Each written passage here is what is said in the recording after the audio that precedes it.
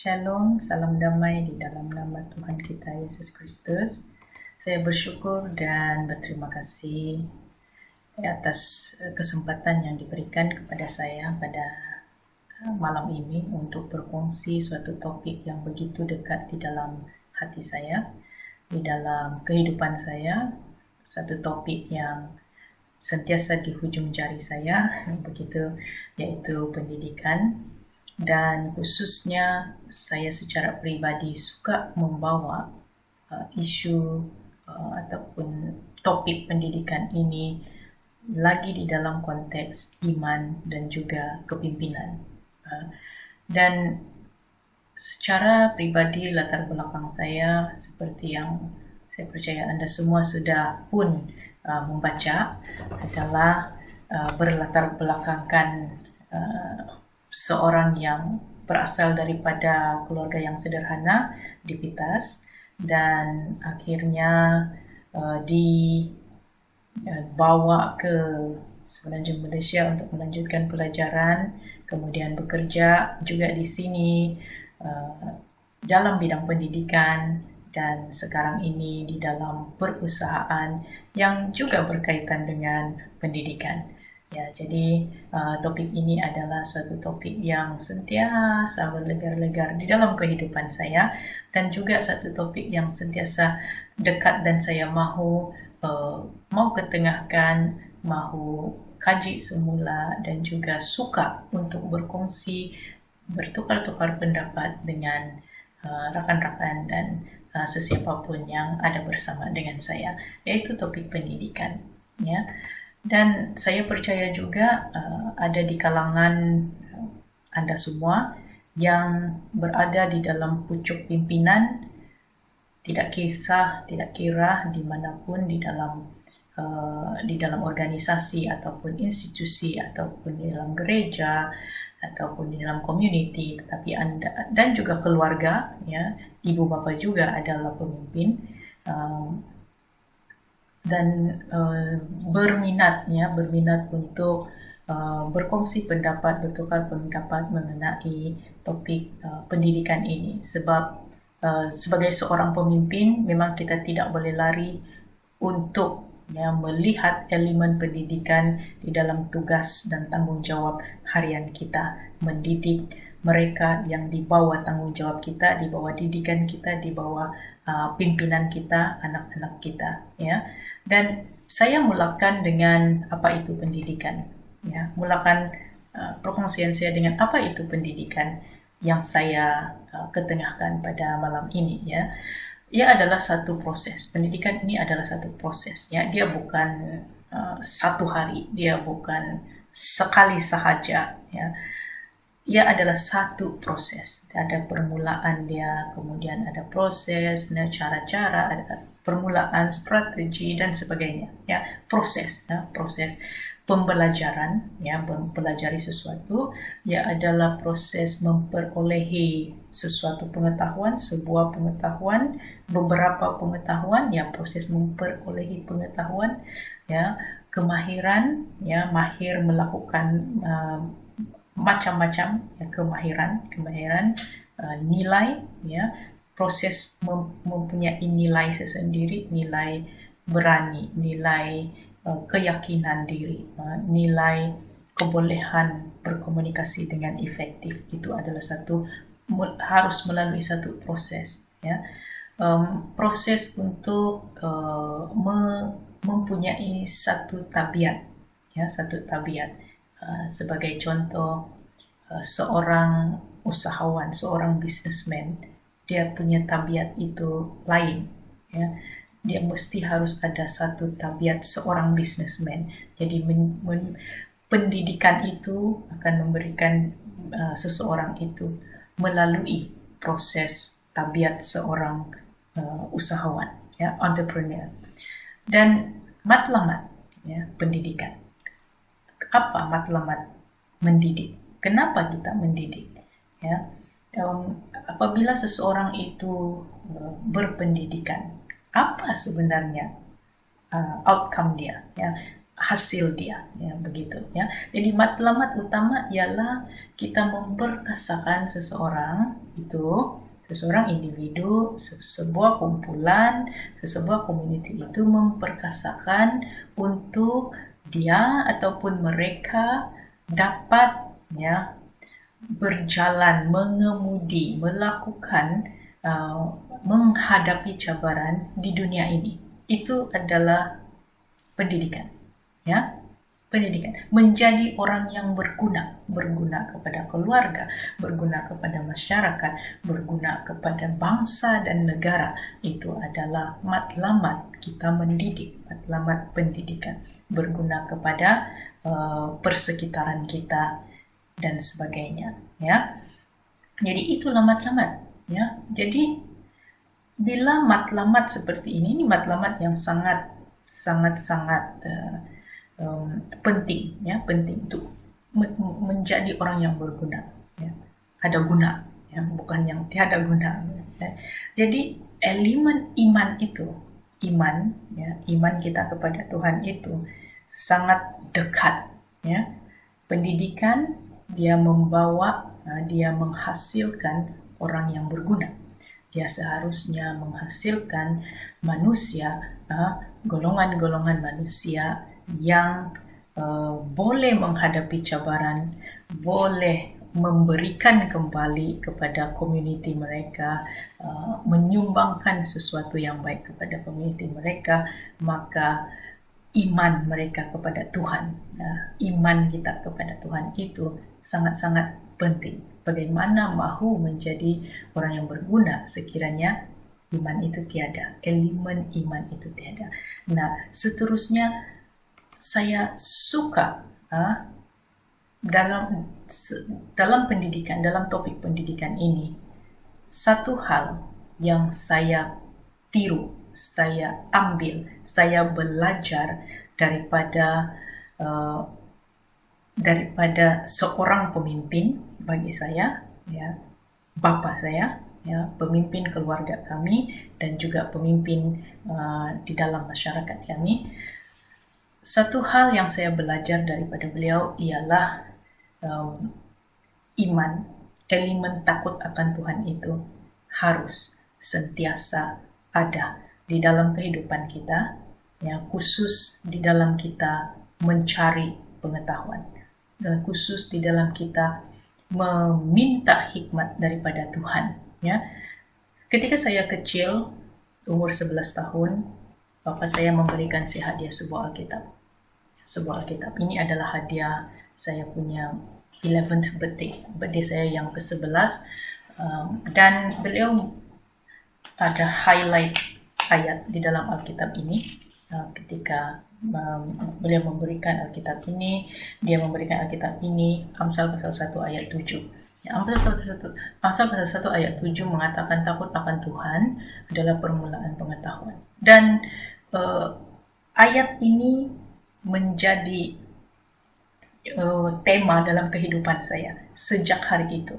Ya, saya bersyukur kerana ini adalah saya percaya juga adalah pekerjaan Roh Kudus di dalam keluarga kami, dan saya bersyukur dengan pilihan bapa saya untuk memberikan saya ayat ini ketika saya berumur 11 tahun, dan akhirnya dia masuk di dalam pemikiran dan hati saya. Ini merupakan sesuatu yang sentiasa saya pegang dimanapun saya berada, ya. Dan takut akan Tuhan, dia mengatakan, anak, takut akan Tuhan adalah permulaan pengetahuan. Tiada guna kepada pengetahuan yang berlimpah-limpah di dunia ini sekiranya kamu tidak takut akan Tuhan. Sebab yang pertama, permulaannya, apa yang harus dimulakan ialah takut akan Tuhan dulu, permulaan pengetahuan.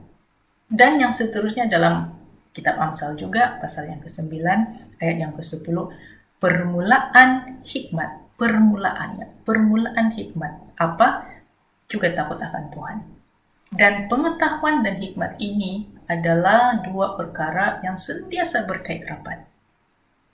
tidak semestinya seseorang yang berpengetahuan itu berhikmat. Ya, wise, tidak semestinya. Tetapi ya, kita lihat di dalam Amsal, ya, pasal yang terawal di dalam Amsal, dan kita tahu kitab Amsal juga memang secara umumnya berbicara tentang pengetahuan dan juga hikmat, ya, memberikan pengetahuan, memberikan hikmat, nasihat-nasihat kepada pelbagai golongan masyarakat, yang tua, yang muda, perempuan, laki-laki, anak-anak, raja-raja, pemimpin-pemimpin, masyarakat-masyarakat yang lain, semuanya ada nasihat dia di dalam Amsal. Kitab Amsal. Nah, berbicara mengenai pengetahuan, ya, dan hikmat. Pengetahuan dan hikmat. Dan kita tahu tadi sebelum awal tadi saya sudah berkongsikan bahwa pendidikan itu adalah proses untuk mendapatkan pengetahuan. Ya, pendidikan itu proses untuk mendapatkan pengetahuan. Tetapi di dalam Amsal 1 mengatakan permulaan pengetahuan itu adalah takut akan Tuhan. Ya, takut akan Tuhan. Dan juga hikmat juga. Bagaimana kita mendapatkan hikmat? Juga melalui permulaannya adalah sikap ataupun segala perbuatan-perbuatan kita yang menunjukkan kita ini orang yang beriman, seorang yang takut akan Tuhan. Kita tahu siapa pencipta kita, dan kita melakukan dan taat, yang merenungkan firman-Nya, taat akan firman-Nya, dan disitulah pengetahuan itu bermula. Pengetahuan yang sebenar, ya, bukan pengetahuan duniawi sahaja. Pengetahuan duniawi itu sangat luas, sangat banyak. Ramai ilmuwan-ilmuwan di dunia ini yang mempunyai pengalaman, pengetahuan yang berlimpah-limpah di dalam kehidupan mereka. Tetapi adakah itu pengetahuan yang berlandaskan takut akan Tuhan? Adakah itu pengetahuan yang memberikan mereka hikmat di dalam memilih kehidupan yang Tuhan mahukan, ya? Jadi pendidikan, ya, jangan sampai bila kita menekankan, mendorong anak-anak kita untuk mendidik mereka, untuk mencari pengetahuan, untuk melanjutkan pencarian pengetahuan itu. Jangan sampai kita leka atau lupa bahwa takut akan Tuhan itu adalah permulaan pengetahuan. Takut akan Tuhan. Elemen takut akan Tuhan itu sentiasa harus ada di dalam kita mencari pengetahuan dan juga hikmat di dalam kehidupan kita pada saat ini. Saya suka berkongsi satu lagi perkongsian seorang rekan gembala yang melayani di Sanggau, daerah Sanggau, Kalimantan, ya. Pastor Bat. Beliau mengatakan, Paulina, semasa saya melayani community ini, ya, dia melayani di community yang jauh di Lubuk, selepas berjam-jam naik perahu, kemudian naik motosikal lagi, up and down, semua itu jauh, dan mereka bertani. Dan dia mengatakan sehingga sekarang, sebab lokasi kampung mereka itu sangat jauh, mereka masih cara mereka menjana pendapatan adalah juga dengan pertanian, sama. Tapi apa bezanya setelah mereka menerima Tuhan, ya, menerima Yesus dalam kehidupan mereka? Apa bezanya? Ialah dia bersaksi bahwa mereka, community itu, diberikan hikmat bagaimana untuk mengerjakan tanah mereka dengan lebih baik lagi, dengan lebih teratur, dengan lebih berhasil. Hikmat itu dikaruniakan oleh Tuhan. Sebab saya bukan beliau mengatakan, saya bukan seorang petani, saya tidak tahu bagaimana untuk memberikan nasihat kepada mereka. Tetapi sememangnya ada pergerakan, ya, pergerakan penambahan hikmat dan pengetahuan ketika mereka diperkenalkan dengan firman Tuhan. Community yang sama, lokasi yang sama, ya, tidak ada orang yang boleh menjangkau atau pakar-pakar yang boleh menjangkau ataupun mendidik mereka di situ, tetapi Tuhan karuniakan berkat hikmat kepada mereka setelah mereka menerima Injil, kabar baik. Nah, itu satu kesaksian, ya. Mungkin kesaksian itu tidak sama, tidak akan sama di tempat lain, akan tetapi fundamentalnya ialah takut akan Tuhan adalah permulaan pengetahuan dan juga hikmat, ya. Takut akan Tuhan di dalam konteks pendidikan khususnya, ya. Jadi kita sebagai pemimpin, ya, saya mahu berbicara direct kepada Anda pemimpin-pemimpin yang sedang menonton bersama pada malam ini, ya. Pemimpin, sama ada Anda pemimpin di rumah, pemimpin keluarga, ya, rumah, sendiri, memimpin diri sendiri, ya, pun juga memimpin, ya, sebagai seorang pemimpin di dalam sesuatu sistem, contohnya sekolah, institusi, kerajaan, agensi-agensi kerajaan, dalam sebuah community, di dalam gereja, dan sebagainya. Anda dipilih sebagai pucuk pimpinan, ya, ataupun pemimpin di dalam aktiviti advokasi apapun, ya, tidak kisahlah dia ini adalah advokasi dari segi dalam bidang pendidikan, edukasi dalam bidang pertanian, di dalam bidang kesukanan, di dalam bidang hiburan, di dalam bidang community service, apapun, ya, Anda seorang pemimpin, ya. Jadi harus kita letakkan, ya, elemen takut akan Tuhan, iman kepada Tuhan itu di belakang kepala kita. Apabila kita melakukan hal-hal ataupun apabila kita berada di atas di status pemimpin itu, ya, ibu bapak, apabila kita memimpin anak-anak kita di dalam konteks pendidikan, mau mendidik mereka, mau memberikan mereka suatu encouragement untuk mencari pengetahuan, untuk lebih berhikmat, ya, lebih berguna kepada masyarakat, permulaannya ialah iman kepada Tuhan, ialah takut akan Tuhan. Itu permulaan dia. Walau apapun, permulaan dia ialah takut akan Tuhan, ya. Menjadi seorang businessman yang baik, yang berjaya, juga permulaannya ialah takut akan Tuhan. Disitulah pengetahuan dan hikmat diberikan kepada seseorang, ya. Menjadi influencer yang berjaya, ya, yang baik, ya. Pada zaman sekarang ini, influencer adalah satu kerjaya juga, ya. Jadi menjadi influencer yang baik juga harus ada elemen takut akan Tuhan, bukannya sembarang konten saja, ya. Takut akan Tuhan. Oke. Jadi sebagai pemimpin ini khusus kepada Anda di dalam pucuk kepimpinan, ya, dimanapun Anda berada. Kita lihat situasi murid-murid Yesus dalam Alkitab. Perjalanan murid-murid Yesus bermula daripada Yesus memilih mereka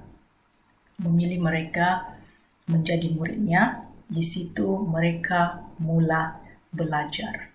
Tetapi belajar ini dia ada 3 prosesnya, 3 elemen di dalam belajar. Yang mereka mula belajar, banyak kejutan-kejutan, banyak persoalan-persoalan, banyak konflik di dalam diri murid-murid Yesus pada ketika 3 tahun lebih bersama dengan Yesus itu, ya, yaitu yang sama seperti yang Anda lihat di screen itu, belajar, ya.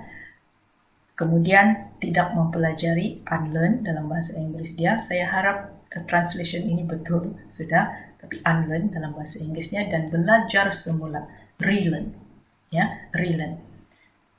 Di dalam perjalanan murid-murid Yesus untuk dididik, pendidikan yang Yesus sendiri berikan kepada mereka, Yesus mendidik mereka untuk menjadi pemimpin seterusnya, ialah mereka juga, ya, ke-12 murid Yesus itu melalui proses belajar, proses tidak mempelajari atau melupakan sesuatu, dan juga belajar semula. Ya, 3 hal ini. Ya, kita sebagai pemimpin juga perlu melalui hal ini, sebab zaman tidak akan sama. Dari zaman dulu dan zaman sekarang tidak sama. Generasi dulu dan generasi sekarang tidak sama. Keperluan generasi yang kita dan generasi yang baru itu juga tidak sama. Dan kita harus belajar. Belajar. Apa itu proses belajar? Yaitu proses yang kita libat secara aktif. Nah, ada di dalam apa yang tertulis di screen ini, ya. Proses yang berterusan, penglibatan secara aktif, belajar, ya, dan pelbagai cara untuk kita belajar. Semua orang tahu belajar. Apa itu belajar? Nah, yang seterusnya ialah tidak mempelajari atau melupakan sesuatu. Apa ini unlearn? Apa ini tidak melupakan sesuatu yang sudah kita belajar sebelum ini? Belajar untuk melepaskan sesuatu yang tidak lagi berguna, yang tidak lagi relevan, yang sudah lapuk, yang sudah expired, yang sudah tidak boleh digunakan pakai lagi pada saat itu.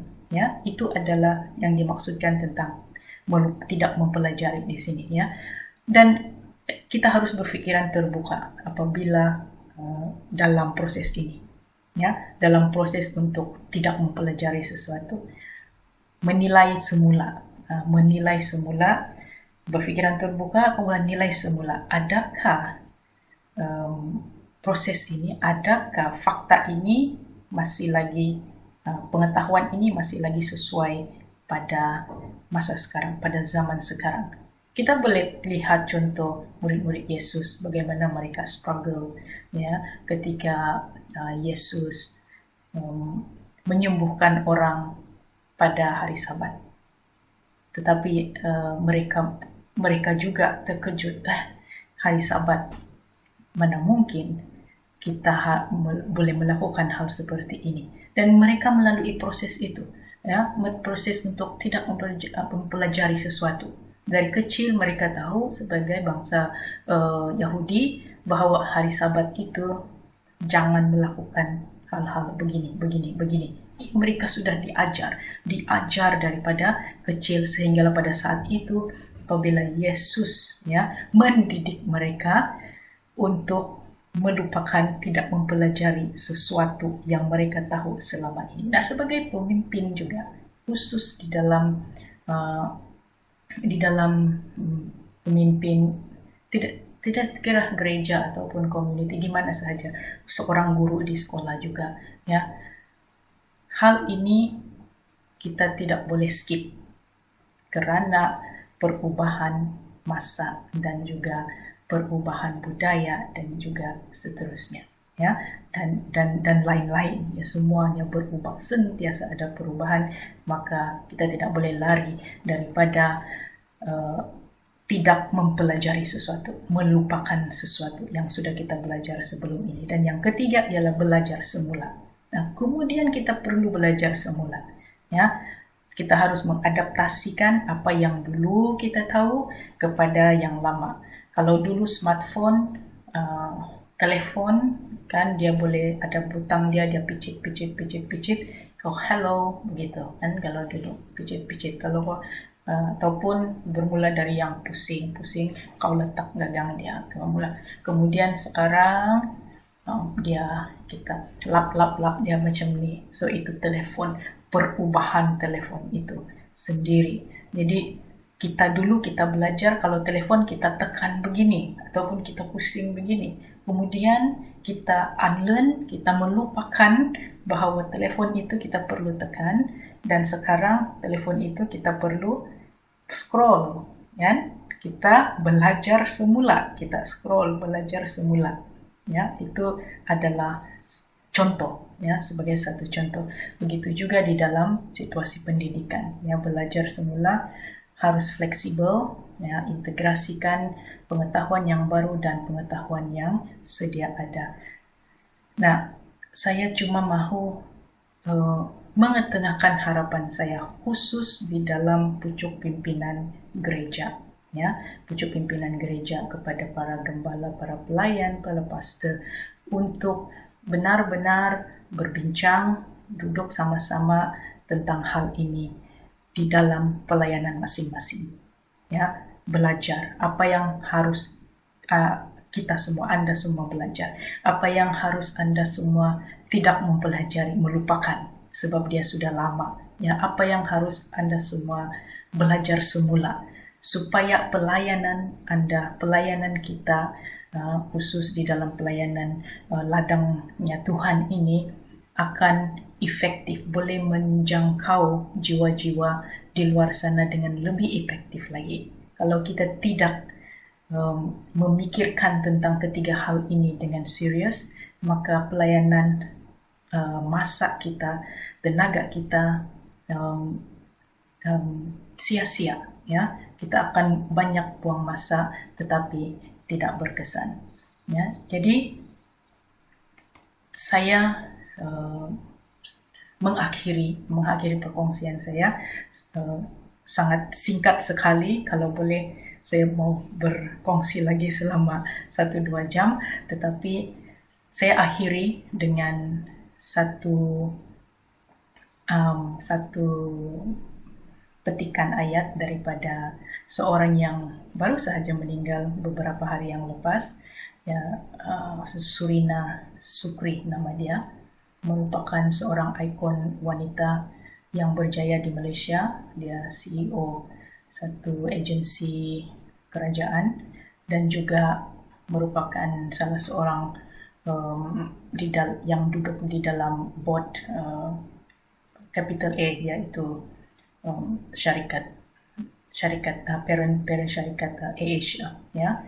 So tapi beliau sudah pun meninggal beberapa hari lepas akibat kanser dengan usia yang masih muda, akan tetapi beliau merupakan seorang yang berjaya, ya, berjaya di dalam kehidupannya, memang kerana pendidikan, of course, ya. Dan beliau berkata, kenapa Anda tidak kuat, ya, kenapa bermakna jika rasa ingin tahu Anda tidak kuat, Anda tidak didorong oleh tujuan, tidak didorong oleh misi, maka Anda tidak akan berjaya dan Anda akan menghadapi masalah dalam kebanyakan cabaran, ya. Saya ambil petik ini sebab apabila saya baca artikel mengenai beliau yang ditulis hari ini, dan saya terus petik ini sebab saya nampak dan saya setuju dan ia sesuai dengan topik yang dikongsikan pada hari ini juga, yaitu di dalam kita mencari pengetahuan kita, di dalam kita mendidik, ya, mendidik anak bangsa kita, kita harus ada tujuan dan juga misi. Nah, tujuan dan juga misi. Dan siapa yang memberikan tujuan dan misi kehidupan kita? Kalau bukan Dia yang mencipta kita, ya. Dan kembali kepada topik takut akan Tuhan itu harus ada, sebab Dialah yang menciptakan kita sebagai umat manusia. Oleh kerana Dia yang mencipta kita, Dia yang tahu apa tujuan hidup kita, apa misi yang Dia mahu kita bawa, kita perjuangkan, ya. Jadi kita harus ada tujuan, mengetahui tujuan kita dengan mengenal siapa pencipta kita. Dan kalau dua ini kita tidak tahu apa tujuan kita, apa misi kita di dunia ini, Makanya, apa cabaran yang kita hadapi, kita sentiasa ada masalah. Kita tidak akan berjaya sebab kita tidak tahu apa tujuan kita. So itu yang message yang di dalam ayat ini. Dan juga saya secara pribadi, ya, sentiasa mahu berkongsi dengan anda semua. Sentiasalah mengenal pencipta kita dan apa tujuan hidup kita melalui dia. Maka segala proses perjalanan pendidikan anda ataupun anak-anak dan juga generasi anda itu akan terlaksana menurut kehendak dia. Sekian perkongsian saya pada malam ini dan diharap anda semua ada mendapat manfaat daripada topik ini. Sekian, terima kasih.